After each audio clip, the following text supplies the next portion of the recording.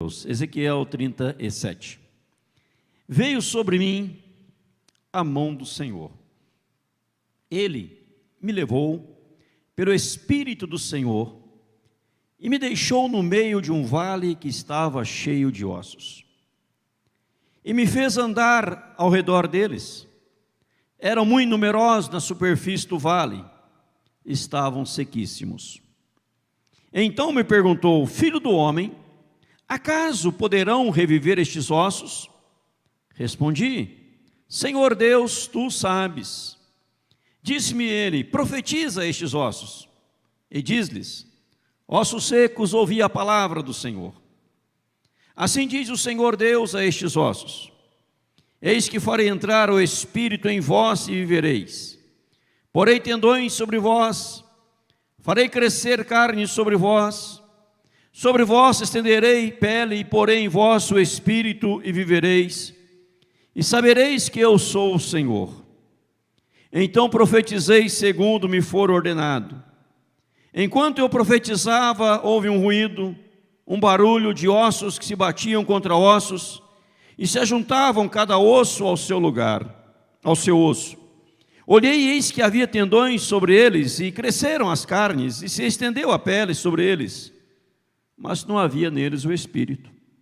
Então ele me disse: profetiza ao Espírito, profetiza ao Filho do Homem, e diz-lhes: assim diz o Senhor Deus: vem dos quatro ventos, ó Espírito, e assopra sobre estes mortos para que vivam.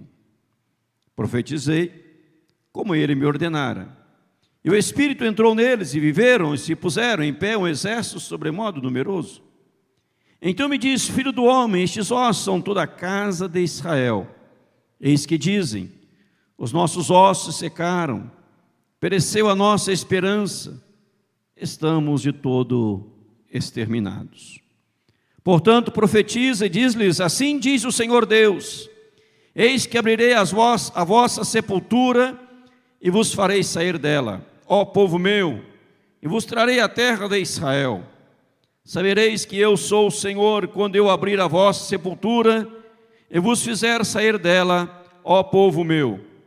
Porém em vós o meu Espírito e vivereis, e vos estabelecerei na vossa própria terra.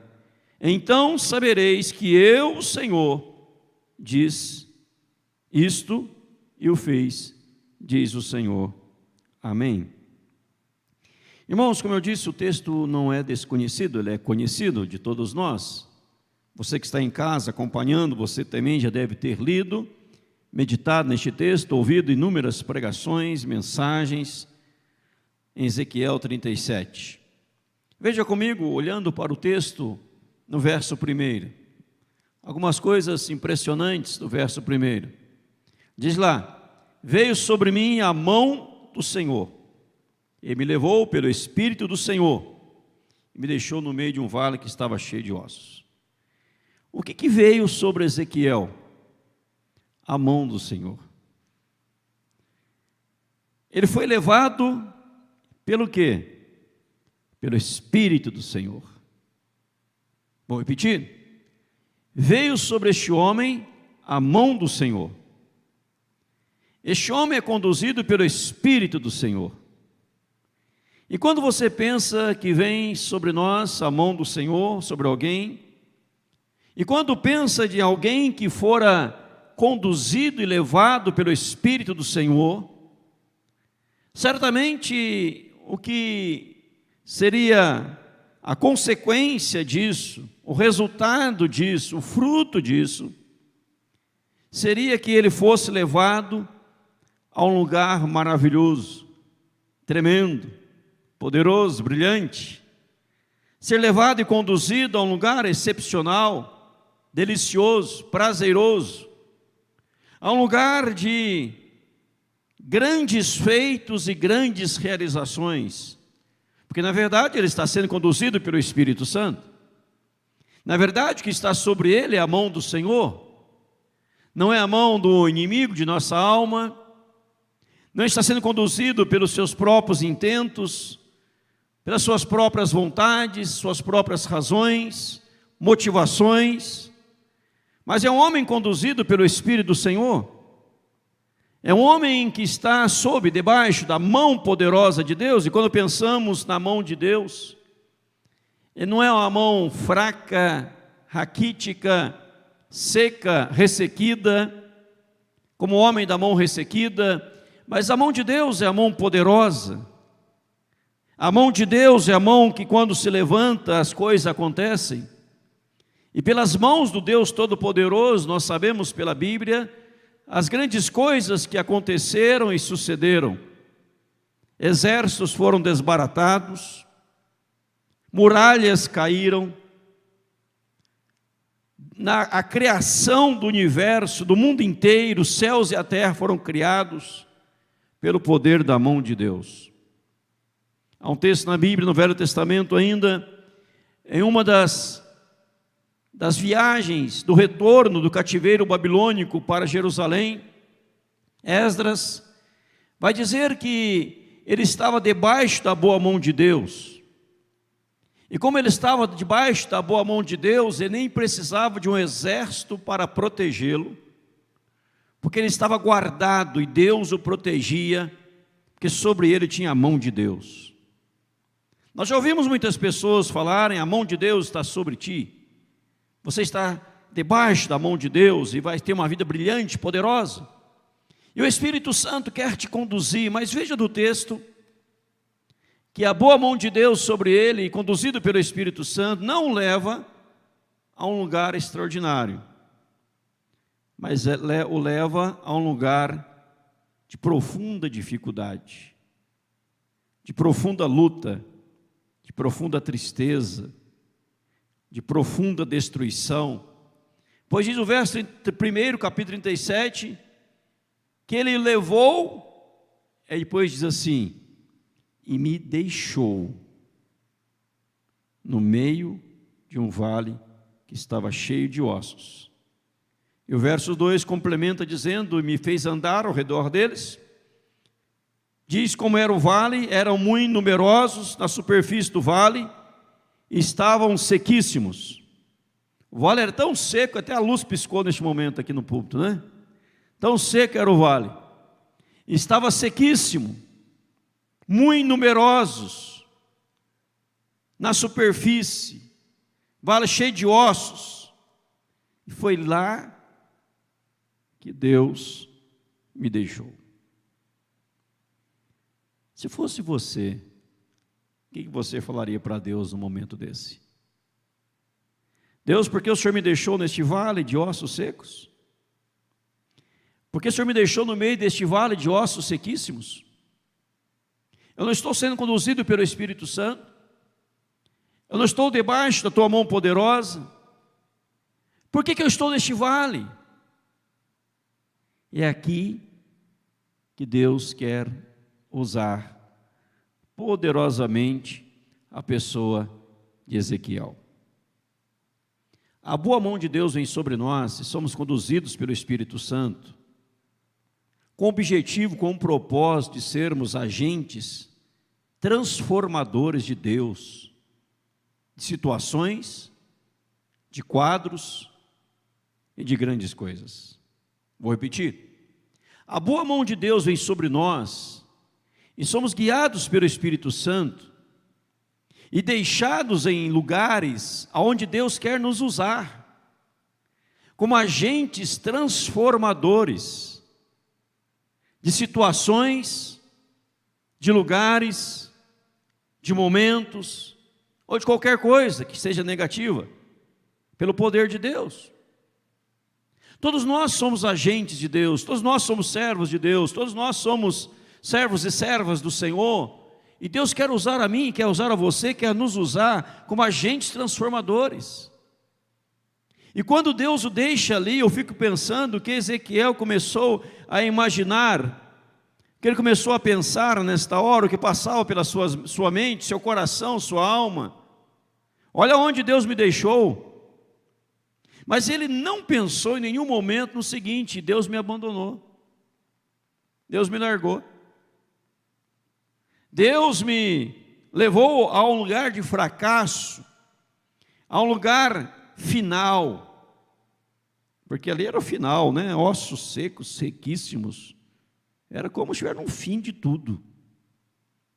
Se você olhar bem no versículo 11, vai dizer que era o sentimento da nação de Israel, quando dizia: os nossos ossos secaram, a nossa esperança pereceu, estamos exterminados. Imagina você, sozinho, no meio de um povo, segundo o verso 11, cujos ossos estão secos, a esperança foi embora. Não falam que a esperança é a última que morre? Aquela morreu, foi embora, sumiu. E as pessoas se sentem exterminadas, sem vida, sem valor algum, sem projeto, sem sonho. E você é colocado no meio de um povo detonado, como agente transformador de Deus.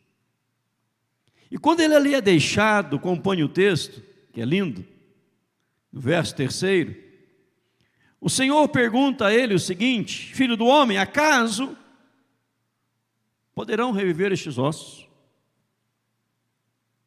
Acaso poderão reviver estes ossos?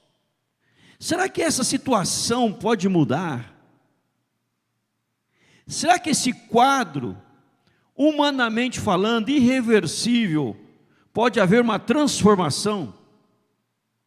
Será que isto aqui pode voltar a ter vida? Será que onde há morte pode a vida voltar?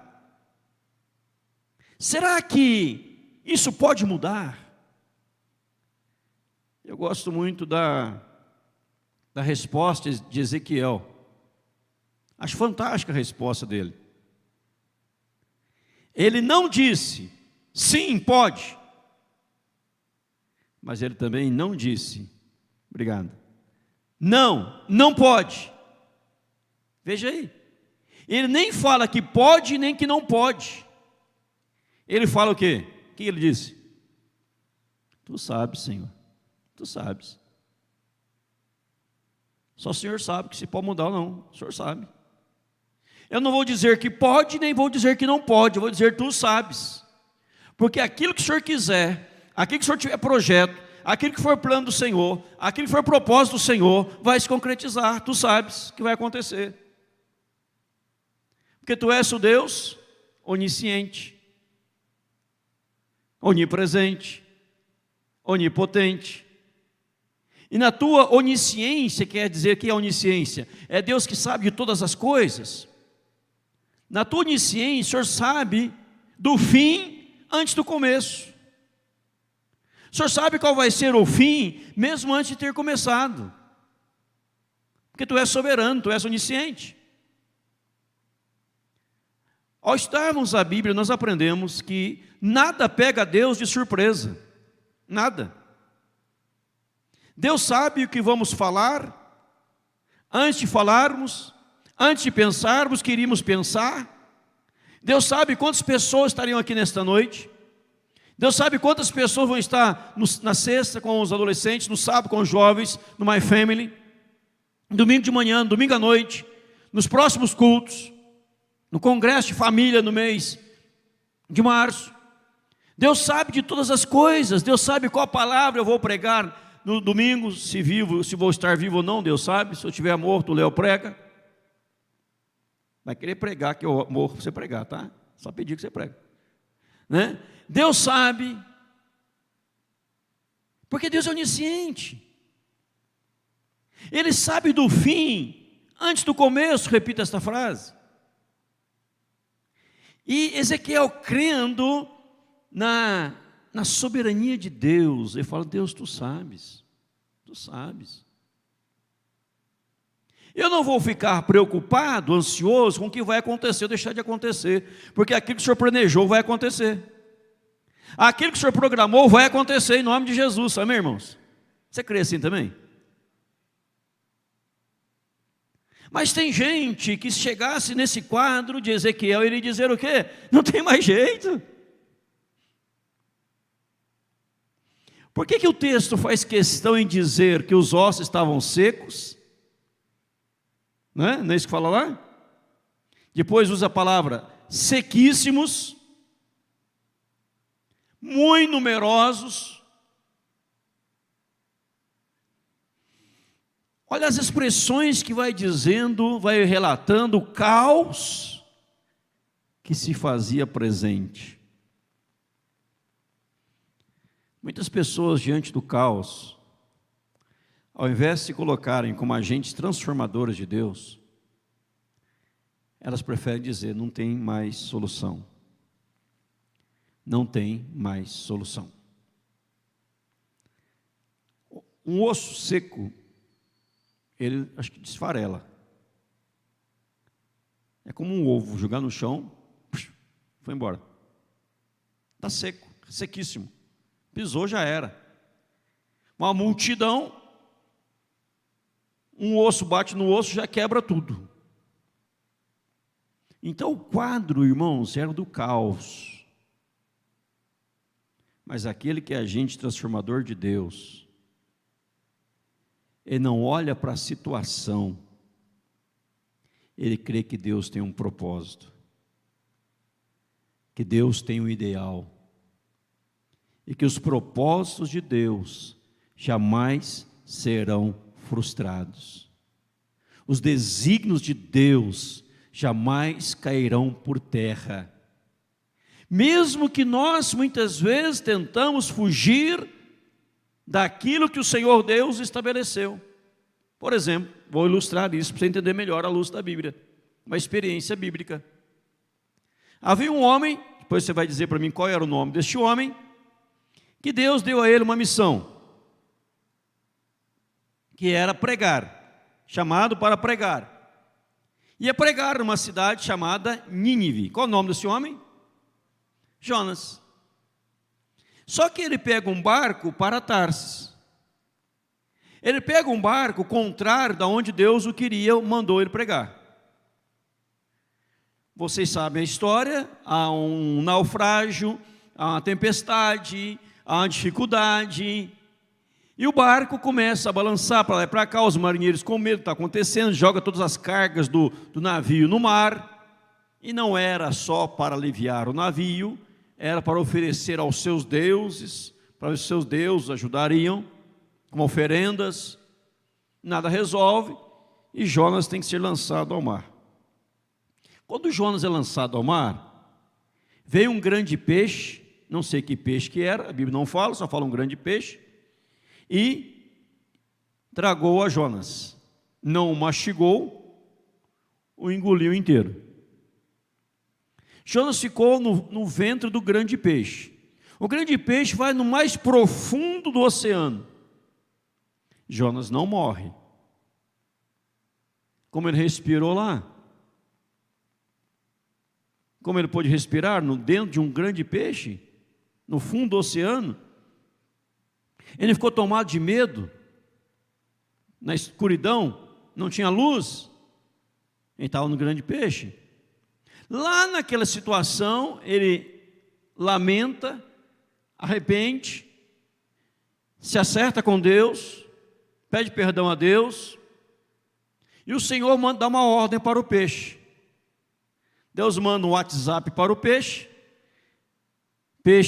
recebe o WhatsApp celestial, e estava escrito assim: pode vomitar, Jonas.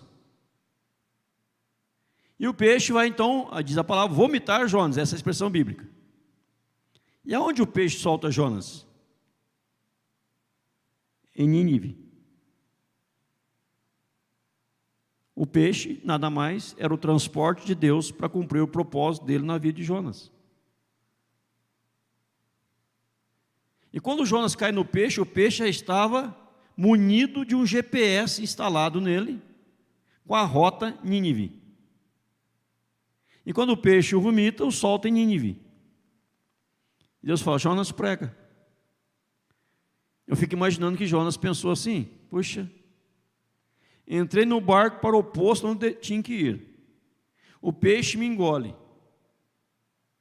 E tinha que me soltar justo em Nínive. Por que não me soltou em Tarsis? Já estava acertado com Deus, já tinha pedido perdão a Deus pela minha desobediência, para mostrar para você e para mim que o propósito de Deus para com a sua e a minha vida vai se cumprir, querendo você ou não. O propósito de Deus para a nossa vida vai se cumprir, querendo você ou não. E agora Jonas está em Nínive e começa a pregar. 3 dias e Nínive será subvertida, e toda a cidade se converteu. Quando Deus tem um plano, quando Deus tem um propósito, você pode tentar fugir dos propósitos de Deus, mas Ele vai te tragar, te pegar e colocar aonde Ele quer que você esteja, em nome de Jesus. Porque é Deus que dirige a nossa história. Não sou eu, nem é você. Não é o meu querer e nem o seu querer. O que Deus determinou vai acontecer. A Bíblia diz que todos os nossos dias estão escritos, todos eles, todos. Você pode viver, se for o propósito de Deus que você viva até os 90 anos, 100 anos, você vai viver até os 100 anos e tudo que vai acontecer já está escrito. Quer dizer, então, pastor, que nada eu adianto fazer, então eu posso cruzar os braços? Não é isso. Como Deus é Deus, Ele sabe o que vai acontecer amanhã. Ele sabe qual será a sua decisão no amanhã, qual será a sua reação no amanhã, o que vai acontecer na sua vida, nos altos e baixos da sua vida. Ele já viu tudo isso. Porque para Deus, 1000 anos é como um dia. Para Deus, 1000 anos é como um dia. E ninguém aqui vai viver 1000 anos. Lamento te informar, mas ninguém aqui vai viver 1000 anos. Ninguém. Mas Deus sabe. E voltando a Ezequiel, pode acontecer algo aqui? Ezequiel, Senhor, tu sabes. Tu sabes. O Senhor é soberano, o Senhor é eterno, o Senhor é poderoso. Eu vou dizer, o Senhor sabe. Agora, Ezequiel tinha ciência de algo. Se Deus o colocou naquele lugar, é porque dentro dos planos de Deus, algo ali haveria de acontecer. Como Isaías, capítulo 6, quando ele diz ao Senhor, eis-me aqui, usa-me a mim, Senhor. Ezequiel estava para ser usado por Deus. E no verso 4, disse-me ele, profetize então a estes ossos secos, e diz-lhes, ossos secos, ouvi a palavra do Senhor. Ossos secos, ouvi a palavra do Senhor. Ezequiel, quer ver mudança onde você está? Começa a profetizar a minha palavra. Diga o que está na minha palavra. Use a minha palavra. Ossos secos, ouçam a palavra de Deus. Ouçam o que Deus tem para vocês. Deus tem uma palavra para vocês. Sabe o que me chama a atenção aqui? Mesmo diante daquele quadro, daqueles ossos, repito, que representava toda a nação de Israel, todo o povo de Deus, segundo o verso 11, já disse para você, repito, mesmo numa situação de calamidade, de sendo detonado, mesmo assim Deus tem uma palavra para aquele que está caído, para aquele que está abatido, para aquele que está sofrendo, para aquele que perdeu a esperança, para aquele que perdeu o prazer da vida, para aquele que sente que acabou, não tem mais jeito. Mesmo para esse, Deus tem uma palavra. Ossos secos, ouvi a palavra do Senhor. Está caído? Deus tem uma palavra para você. Está batido? Deus tem uma palavra para você. Certa feita, numa igreja, entrou um jovem. Já contei essa história aqui, vou repeti-la. Um dia muito chuvoso, uma pequena igreja, entrou um jovem e sentou lá no último banco da igreja. Estava pregando aquela noite um leigo, não era o pastor da igreja, era um leigo. Este leigo não tinha conhecimento profundo da Bíblia, nem eloquência, nem oratória. E o leigo só sabia dizer assim na sua pregação: olhe para Jesus, você vai ser salvo. Olhe para Jesus. Ele repetia isso inúmeras vezes na pregação. Aí ele olhou naquele jovem e disse: jovem, eu te vejo abatido, olha para Jesus e será salvo. Olha para Jesus. O leigo diz: aquele jovem, naquela noite, ele olhou para Jesus, foi salvo. E esse jovem tornou-se o maior pregador que a história já conheceu, Charles W. Spurgeon, que até hoje comentam sobre Charles Spurgeon. Um jovem, numa noite chuvosa, numa pequena igreja, ouvindo um leigo pregar, dizendo: olha para Jesus. Ele olhou para Jesus. Ele estava abatido, sofrendo, deprimido, cheio de problemas. Mesmo nessa situação, naquela noite, Deus tinha uma palavra para ele. Não importa o quadro que você está vivendo, não importa a situação que venhamos a viver, Deus sempre terá uma palavra para nós, em nome de Jesus. E nós cristãos, como mensageiros de Deus, sempre devemos receber a palavra de Deus para enviar a essas pessoas. Quantos estão hoje abatidos? Quantos estão hoje caídos? Quantos estão hoje arrebentados? Quantos estão hoje na sarjeta? Quantos estão hoje deprimidos, frustrados, tanta coisa assim? Mas nós, eu e você, podemos dizer para eles: ouça a palavra de Deus, ouça o Evangelho de Jesus, ouça as boas novas da salvação, ouça o que o Senhor tem para revelar ao seu coração.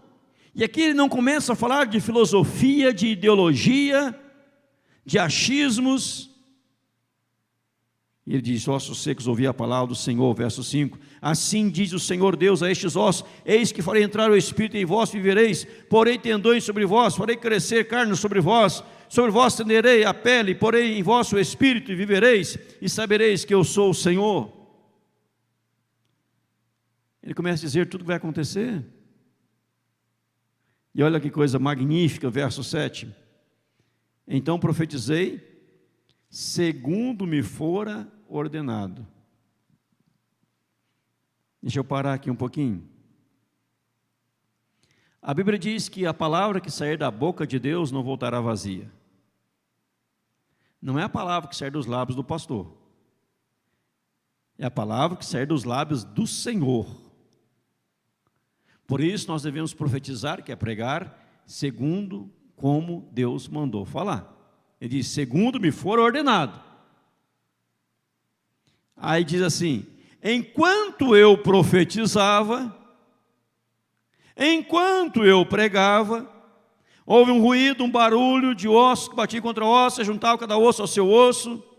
Olhei e eis havia tendões sobre eles, e cresci nas carnes, estendeu a pele sobre eles, mas não havia neles ainda o Espírito. E diz: enquanto eu profetizava, enquanto eu pregava, enquanto eu falava o que Deus mandou falar, as coisas aconteceram. Qual é a lição aqui? Se a palavra de Deus for pregada fielmente, as coisas vão acontecer naturalmente. O que é preciso? Um comprometimento com a palavra de Deus. Deus tem um plano, Deus tem um projeto, Deus tem um propósito. E ele vai se cumprir segundo a vontade de Deus, é verdade? Mas por intermédio da pregação da palavra de Deus, em nome de Jesus. A palavra de Deus sendo pregada. Nós não precisamos inventar, nós não precisamos de nada a não ser falar o que está escrito na Bíblia, conhecer a Bíblia, anunciar a Bíblia, mensagens expositivas, mensagens cristocêntricas. A Bíblia, só a Bíblia, nada mais do que a Bíblia. E tudo vai acontecer naturalmente em nome de Jesus. E é lindo quando diz, eu repito, enquanto eu profetizava, houve um ruído, um barulho e tal, não havia o Espírito. No verso 9, ele profetiza de novo, profetiza ao Espírito, vem dos 4 ventos ao Espírito e assopra sobre este morto para que vivam. O verso 10 fala o resultado, profetizei como ele me ordenara, repete a expressão, e o Espírito entrou neles e viveram e se puseram em pé um exército sobremodo numeroso.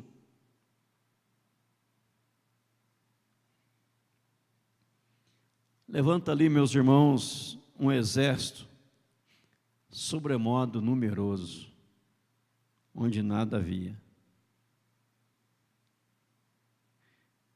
O que ensina para você e para mim? Se nós crermos na palavra de Deus, a luz está piscando, irmão da mesa, se nós crermos em Deus, se nós nos apegarmos ao Senhor, acho que não tem ninguém na mesa lá, né?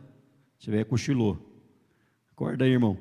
Se nós nos apegarmos ao Senhor, se nós crermos na palavra do Senhor, falarmos segundo a palavra do Senhor, buscarmos a palavra do Senhor, nós podemos levantar um exército sobremodo numeroso. Você vê uma situação difícil, você diz, a palavra de Deus diz tal coisa, eu creio na palavra de Deus. Você é bênção, você é de Deus, servo de Deus, servo de Deus. O diabo não pode contra você, está na palavra de Deus. O diabo não pode tocar em você, está na palavra de Deus. Eu creio na palavra de Deus. E você afirma e reafirma a palavra de Deus. E verás grandes coisas acontecendo para a glória do Senhor. Amém, irmãos? Creia nisso. Um homem, há uns anos atrás, me procura. Hoje esse querido irmão mora em outro estado, lá em Santa Catarina. Ele estava com um problema muito sério com o seu filho, já de quase 30 anos tinha o filho dele. E me procurou chorando, problemas. Eu disse, olha, meu filho não quer me ouvir, meu filho não quer me ouvir. De madrugada, de manhãzinha, bem cedo, seu filho dormindo, vai no quarto dele. Não precisa nem abrir a porta. Coloca a mão na porta do quarto dele e começa a profetizar o que a Bíblia diz sobre ele, segundo está escrito na Bíblia. Tu és bênção, tu és projeto de Deus, tu és servo de Deus, o diabo não pode contra você. E ele começou a fazer isso todo dia. E tudo o que ele profetizou aconteceu 100% em nome de Jesus. Creia na palavra de Deus. Nós podemos olhar aqui as dificuldades do texto. Dificuldade em que sentido?